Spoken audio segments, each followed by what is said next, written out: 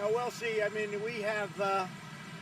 He's a very fine man, but we're gonna make a decision sometime tonight. He's a very, very fine man. As far as Puerto Rico is concerned, that's been going, as you know, really well. It's been total devastation. We have over 10,000 people in Puerto Rico right now. We're getting truck drivers because the people from Puerto Rico, the drivers just aren't there. They're looking for their homes. They have a lot of other problems. Likewise with the police force, but I think it's going really well considering. Rick Scott was just up, governor of Florida. That's been a success. Rick is going to get involved also with Puerto Rico. And we've made tremendous strides. Very, very tough situation. And a big question is what happens. We have to rebuild. I mean, if you look at it, the electric's gone, the roads are gone, the telecommunications is gone. It's all gone. And the real question is what's going to happen later. It's a tough situation.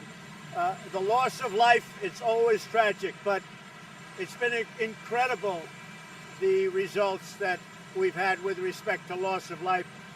People can't believe how successful that has been, relatively speaking.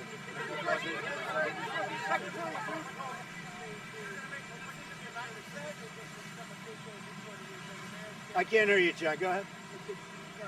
What did you say about the criticism of some officials in Puerto Rico, including Mayor San Juan, have leveled at Elaine Duke, saying what she said about it good news and we're getting the equipment there is really insulting. Well, I tell you, the governor of Puerto Rico has been unbelievably generous with his statements. I mean, he's been praising our efforts. And this is a very difficult, this is a total devastation. When you look at Texas and when you look at Florida, you know, it's a whole different level.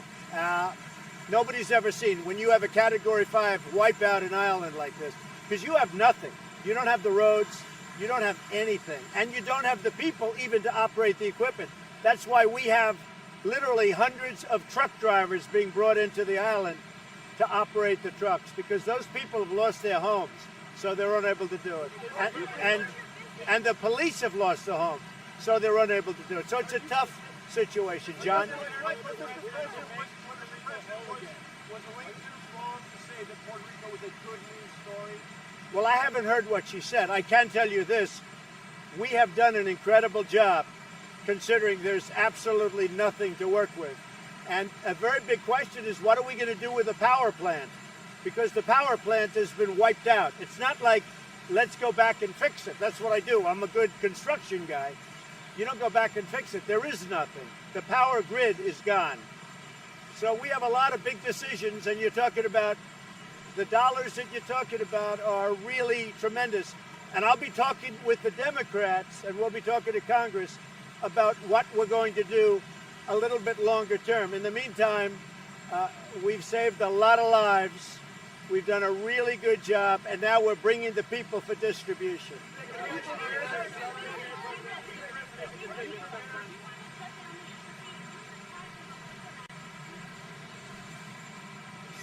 In Cuba? Well, you know the problem we've had in Cuba, and we'll be coming out with something, but there was a big problem in Cuba, so we'll be announcing that fairly soon.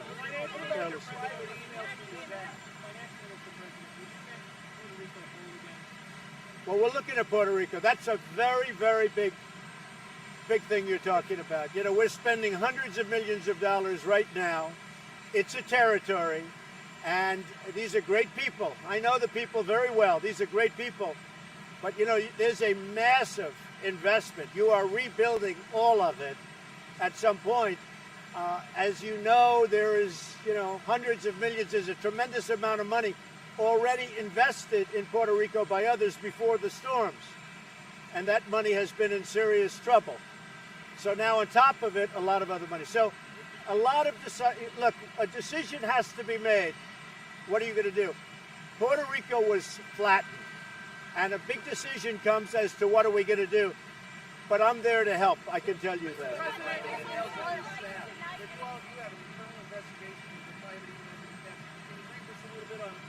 Well, we have great secretaries, and we have some that actually own their own planes, as you know, and that solves that. But we put it in order that no more planes. If you look at past administrations, for instance, if you look at the Obama administration and you take a look at the amount of time that they spent in the air. They spent a lot of time in the air. But I felt very badly because Secretary Price is a good man. But we are looking into it, and we're looking into it very strongly.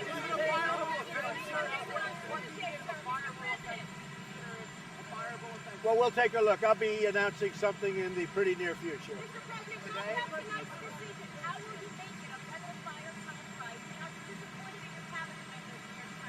I have a great cabinet, and you know, we saved hundreds of millions of dollars through negotiation. I'll give you an example. With the F-35 fighter plane, myself, I've saved hundreds of millions of dollars in negotiating, and that's one of the reasons I don't like seeing anybody even have a question about, flying. I just don't want to do that. We're saving tremendous amounts of money no matter where we go. If you look at what we've done in Florida or Texas, we've done that for relatively little compared to what other people. So I don't like to see that happen. And I think it's a shame because as a human being, Tom Price is a very good man, I can tell you. John? No, that's unacceptable to me. No, that would be unacceptable. Steve, go ahead. I've had 4 meetings for Fed chairman, and I'll be making a decision over the next 2 or 3 weeks.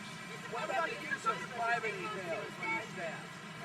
What? Where are you in the search for your new Homeland Security Secretary? We are, well, first of all, Brock has done a fantastic job at FEMA, and Elaine Duke is acting, and she's working very hard.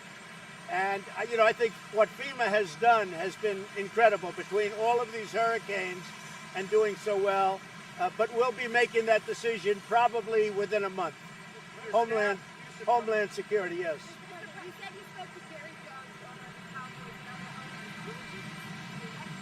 Well, I've spoken to other owners, and I really think it's coming together. I noticed last night, or I was told, I didn't see it, but I heard everybody stood for the national anthem, and that shows respect for our country, our flag, and for the national anthem. So, I'm very happy. I heard that, and they should stand. You have to stand.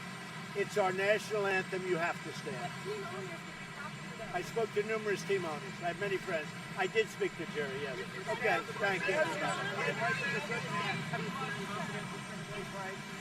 Not a question of confidence. I was disappointed because I didn't like it, cosmetically or otherwise. I was disappointed. And, this is an administration that saves hundreds of millions of dollars on renegotiating things, on new trade deals that you'll be seeing the results very soon. We're renegotiating NAFTA. We're renegotiating so many different things and making much better deals. You'll be seeing other things come up. So I don't like to see somebody that perhaps there's the perception that it wasn't right. Well, I don't want to say, but we'll be announcing something today. We'll be announcing something today. I'm not aware of that. Yeah, I heard it was very ministerial, but I'm not aware of it. Anything else, John? Go ahead, Steve. He always treats me so nicely.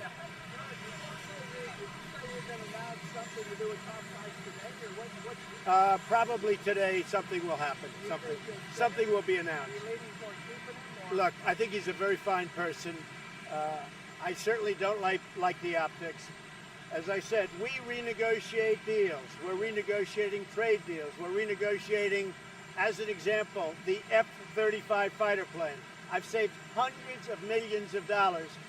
So I don't like the optics of what you just saw. Cuba, there's some very bad things happened in Cuba. Very bad things. Yeah. Well, you're going to see what's happening in Cuba, but they did some bad things in Cuba.